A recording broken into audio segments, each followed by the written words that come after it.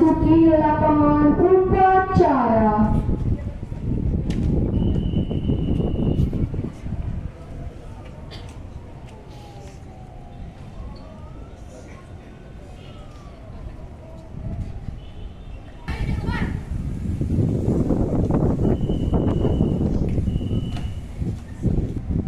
Pemimpin upacara mengambil alih barisan.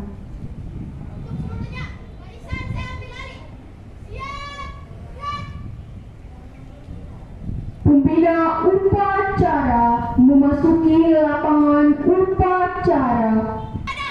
Pembina upacara, hormat, gerak, tegak, gerak. 24 Juli 2023, siap. Lanjutkan. Lanjutkan.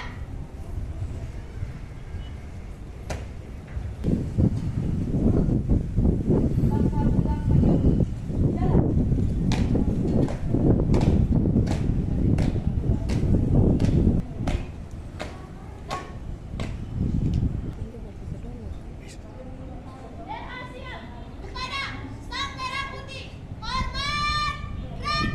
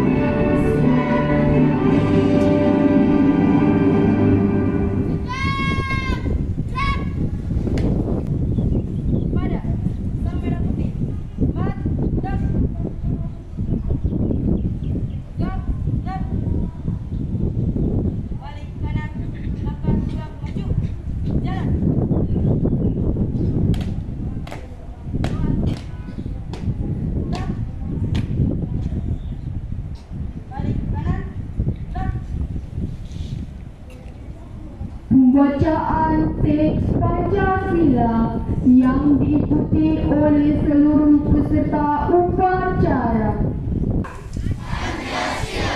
Satu.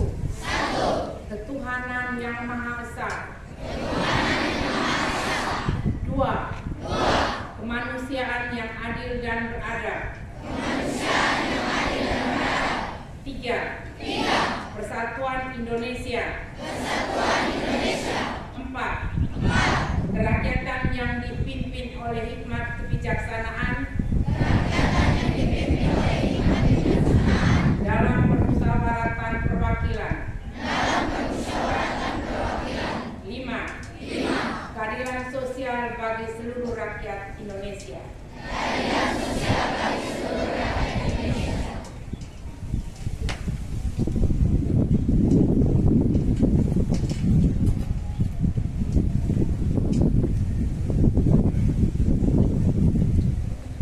Republik Indonesia tahun 1945.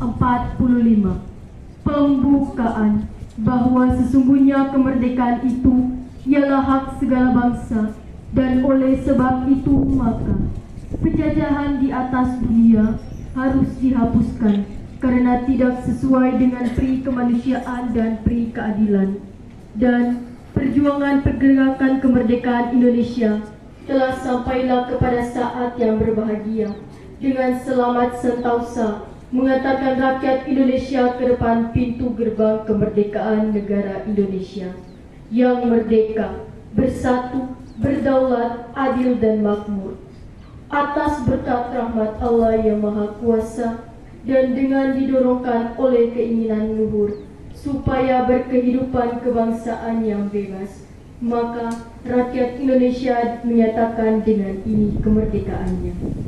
Kemudian daripada itu, untuk membentuk suatu pemerintah negara Indonesia yang melindungi segenap bangsa Indonesia dan seluruh tumpah darah Indonesia, dan untuk memajukan kesejahteraan umum, mencerdaskan kehidupan bangsa, dan ikut melaksanakan ketertiban dunia yang berdasarkan kemerdekaan, perdamaian abadi, dan keadilan sosial. Maka disusunlah kemerdekaan kebangsaan Indonesia itu dalam suatu undang-undang dasar negara Indonesia yang terbentuk dalam suatu susunan negara Republik Indonesia yang berkedaulatan rakyat dengan berdasar kepada ketuhanan yang maha besar, kemanusiaan yang adil dan beradab, persatuan Indonesia, dan kerakyatan yang dipimpin oleh nikmat kebijaksanaan dalam permusyawaratan perwakilan, serta dengan mewujudkan suatu keadilan sosial bagi seluruh rakyat Indonesia.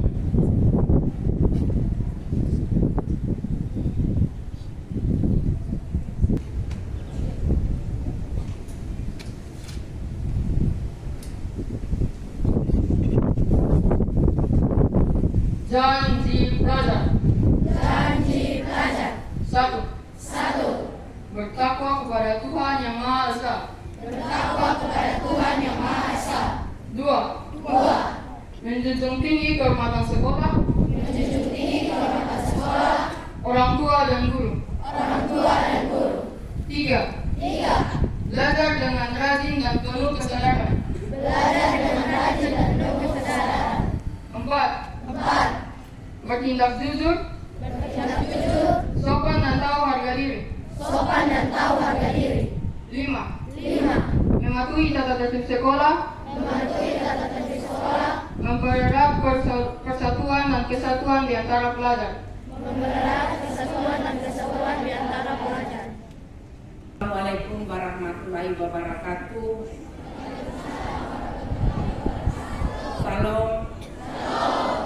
Salam sejahtera untuk kita semua. Om Swastiastu, Namo Buddhaya, salam kebajikan, salve, salam cerdas. Ulang ya, salam cerdas. Ya, terima kasih. Yang saya hormati Bapak Ibu Wakil Kepala Sekolah, Ibu Koordinator Tata Usaha, Bapak Ibu Guru yang saya banggakan, Bapak Ibu tenaga kependidikan yang saya banggakan, serta anak-anak sekalian yang tercinta. Selamat pagi. Spenlah.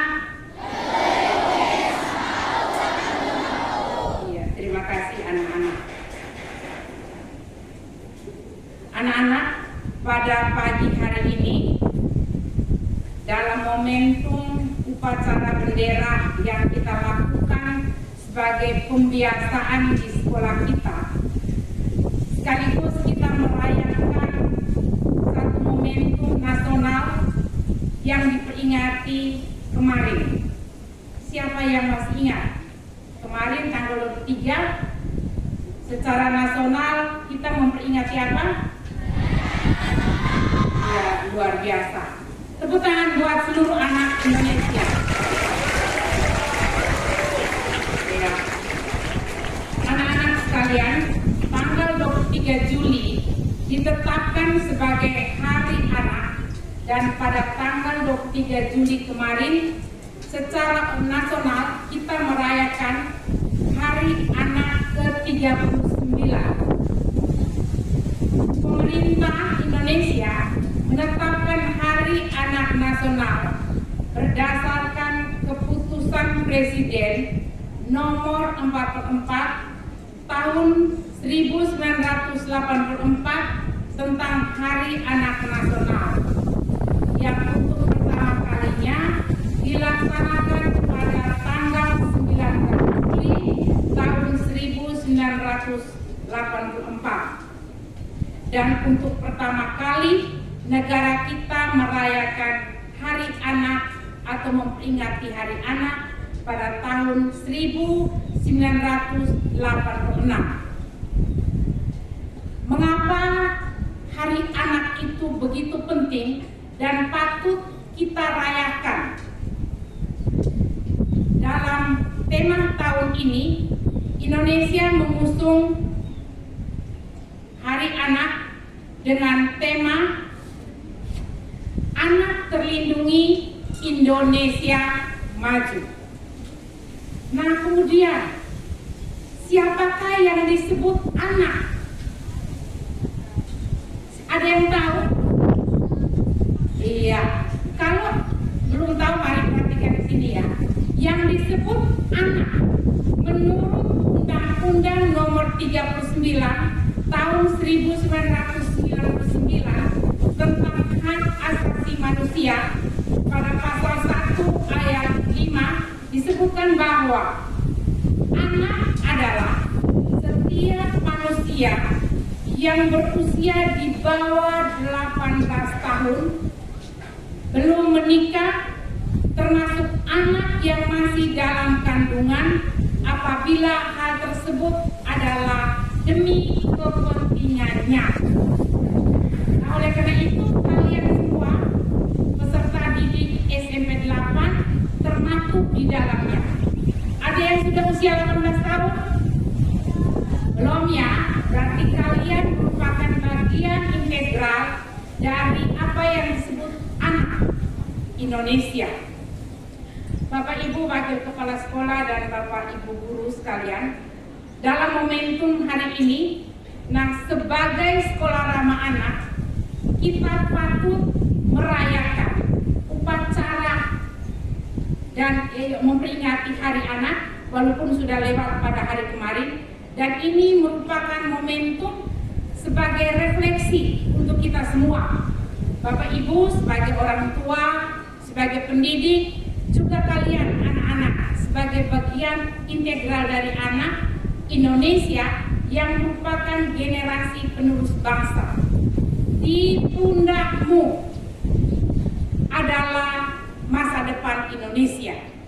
Di tanganmu adalah masa depan Indonesia dan tugasmu adalah mengisi kemerdekaan dan melaksanakan semua apa yang disebut dengan hak-hak kalian.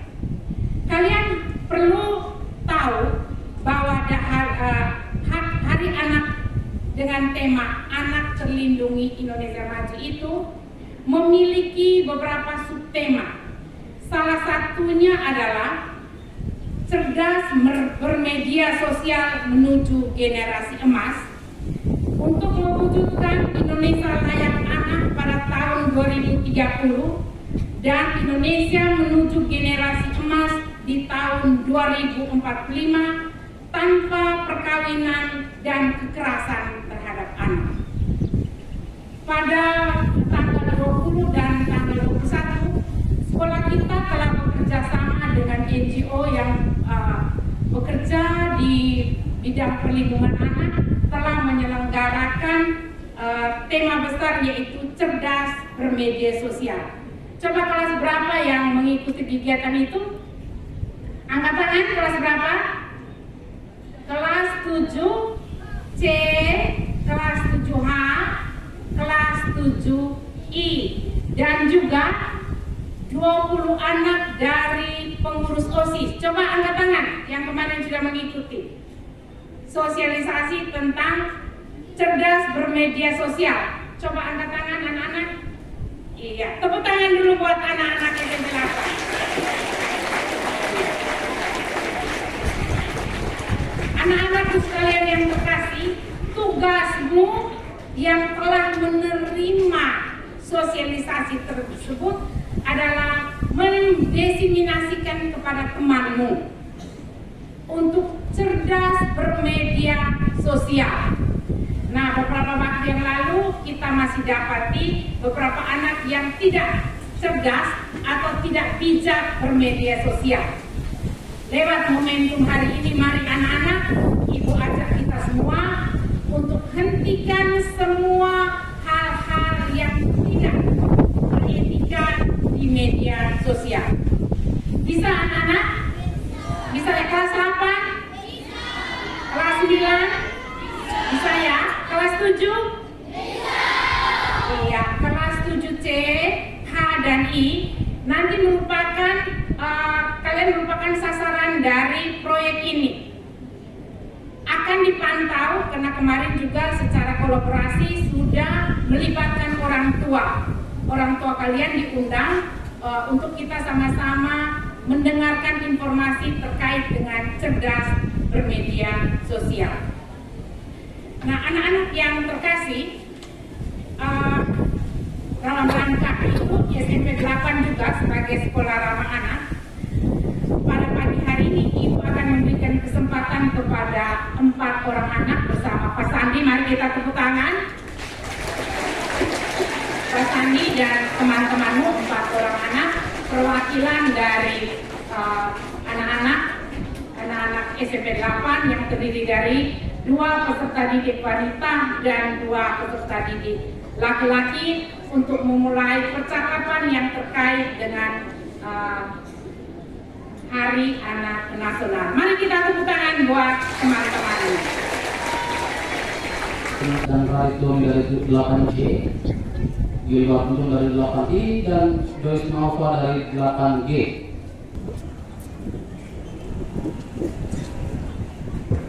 Selamat pagi. Besok. Terima kasih. Nah, anak-anak, kalian sudah mendengarkan sambutan singkat dari Ibu Kepala Sekolah terkait perayaan hari apa? Hari Anak Nasional. Kalian sudah dengar bahwa temanya apa? Dari Ibu Kepala Sekolah sampaikan salah satunya tentang bermedia sosial. Ada 4 lainnya, jadi totalnya ada 5. Nah, mari kita dengarkan tanggapan atau pesan dari keempat teman kita ini terhadap 5 subtema yang ada. Nah, kita mulai.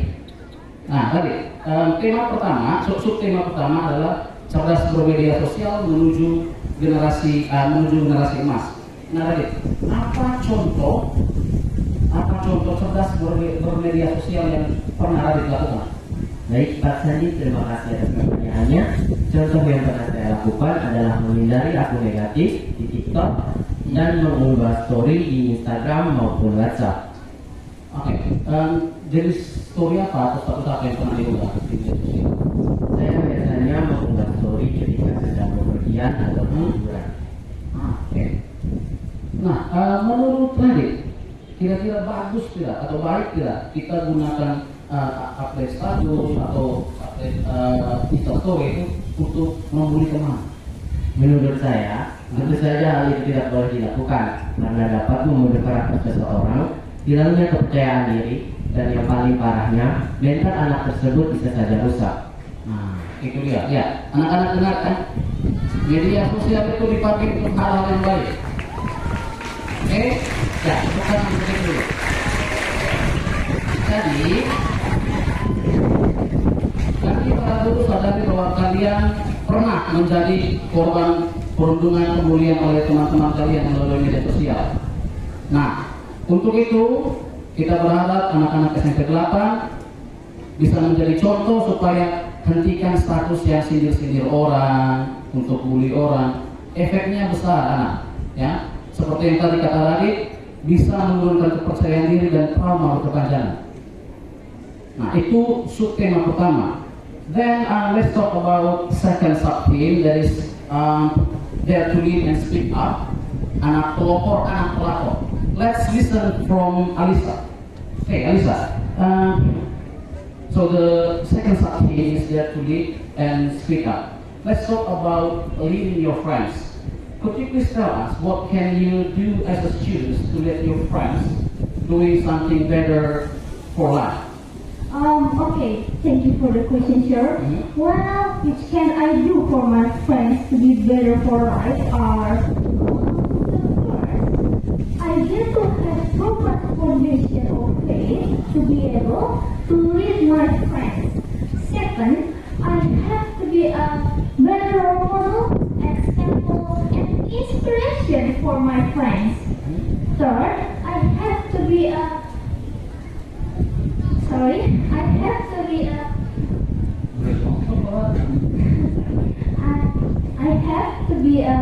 person who is responsible and can be accounted on by my friends. And maybe the last is I should ask my friends to do positive activities together, such as study, pray, and participate on social events, and so on. Thank you. Tepuk tangan buat Alisa, walaupun kita belum paham. Ya, oke. Yang saya tanyakan ke Alisa adalah gini. Salah satu tema adalah anak pelopor, anak pelakor. Artinya kalian bisa menjadi pemimpin untuk teman-teman sesama kalian. Jadi yang Pak tanyakan ke Alisa adalah bagaimana cara supaya kalian bisa memimpin teman-teman kalian atau mengarahkan. Nah, ada 4 tips dari Alisa. Yang pertama, sebagai anak Indonesia kalian juga harus beriman kuat. Jadi selalu mengandalkan Tuhan.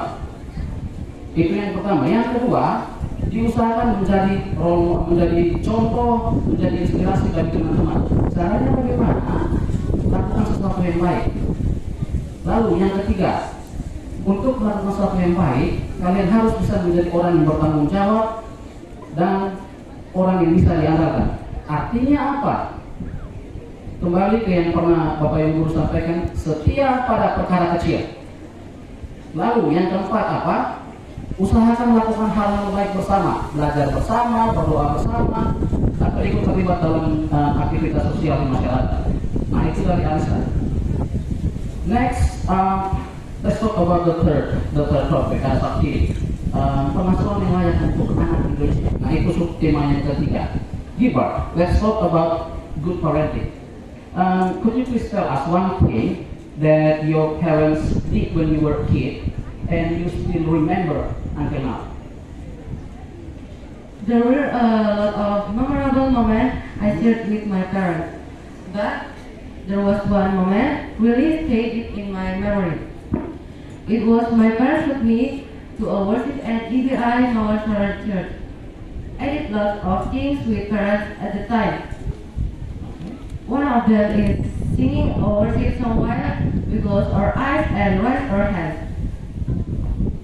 That activity is really impressive and interesting for me because I feel so touched. Okay, thank you. So, nah anak-anak, yang keempat itu, subtema ketiga berkaitan dengan pengasuhan yang layak. Nah, yang Pak tanyakan ke Gilbert adalah apa kira-kira hal yang pernah dilakukan oleh Gilbert yang sangat berkesan bagi Gilbert. Rupanya Gilbert merupakan salah satu anak yang sangat diperhatikan dalam hal iman. Jadi ceritanya Gilbert sangat terkesan ketika orang tuanya mengajak dia untuk ikut KKR di GBI Mawar Salon. Ada yang tahu GBI Mawar Salon di mana? Di Kelapa? Di Kelapa Lima. Jadi di sana Gilbert merasa tersentuh karena mereka bisa memuji Tuhan dan bisa saling berbagi dengan jemaat di sana. Next from Joyce. Joyce, subtema keempat mewujudkan lingkungan yang aman untuk anak. Nah, kira-kira menurut Joyce apa saja hal yang dapat dilakukan oleh guru kita supaya bisa menciptakan bagi Joyce dan teman-teman? Terima kasih untuk Pak Sandi untuk pertanyaannya.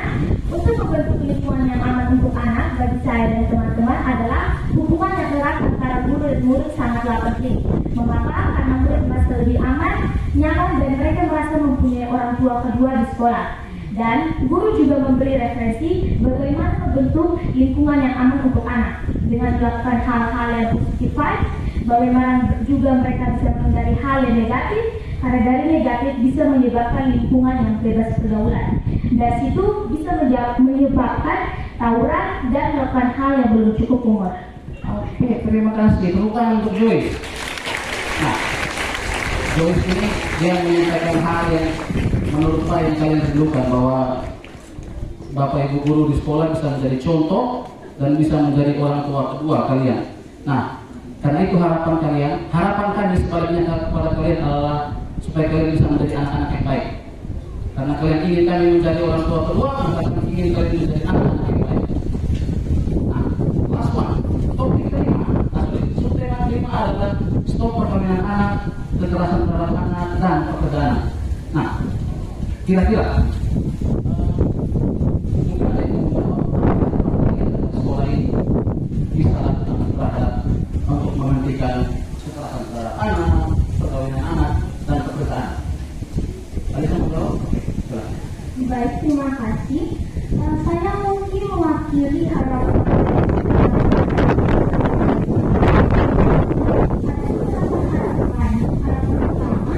sebetulnya sekolah kita sudah memiliki moto yang luar biasa, yaitu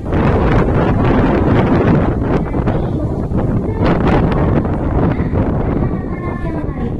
Harapan kedua, sekolah dapat memberikan perhatian yang lebih, khususnya kepada anak-anak yang bermasalah, seperti sekolah untuk melihat situasi, kondisi, dan keadaan anak-anak tersebut. Lalu harapan yang ketiga, sekolah dapat memberikan ruang yang lebih untuk anak-anak dapat berkonseling, dan sekolah dapat memberikan motivasi dan mengadakan kegiatan positif sebagai bentuk dari perlindungan terhadap anak. Terima kasih. Terima kasih, Elisa. Untuk harapan ini kita wujudkan cepat. Nah, ada lagi mau jawab? Oh, Joyce. Mungkin untuk perkawinan anak, mungkin sekolah memberi referensi bagaimana bahayanya perkawinan anak. Karena perkawinan anak itu individu yang terhitung masih anak-anak yang dinikahkan di bawah umur. Dan itu belum ada kematangan fisik, fisiologi, dan psikologis untuk bertanggung jawab dalam pernikahan. Terima kasih. Nah, itu dia, ya. Anak-anak ingat, seperti kata Joyce, kalian belum cukup umur untuk membangun rumah tangga atau memiliki anak. Jadi usahakan sampai pada level di mana kalian di usia yang kalian siap dan matang, baik dari segala aspek, baik fisik, mental, termasuk ekonomi. Terima kasih banyak untuk kalian bermanfaat. Kita tentukan lagi sekali lagi. Jadi anak-anak dimana sudah menjadi anak yang baik, kami berharap, sekolah berharap, Bapak Ibu guru berharap kalian selalu bertahan dalam melakukan kebaikan. Karena tidak ada yang mustahil. Jadi kalian bertahan untuk kebaikan. Jadi anak yang baik supaya masa depan kalian cerah dan orang tua kalian bisa bangga dan bahagia karena diri kalian termasuk kami. Sekian dan terima kasih.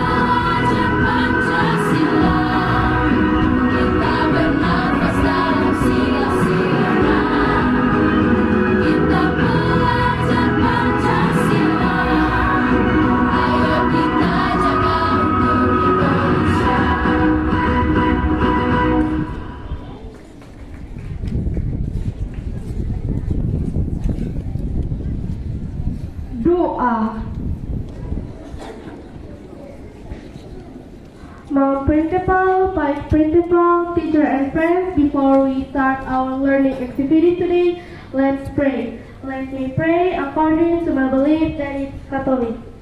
In the name of the Father, and of the Son, and of the Holy Spirit, Amen. Dear God, thank you for blessing us with everything so that we are able to attend school. Help us to focus our minds and hearts on what we are about to learn. Guide us as we discover more about the world around us. We convey all these prayers to you through the intercession of Christ our Lord. Amen. In the name of the Father, and of the Son, and of the Holy Spirit. Amen.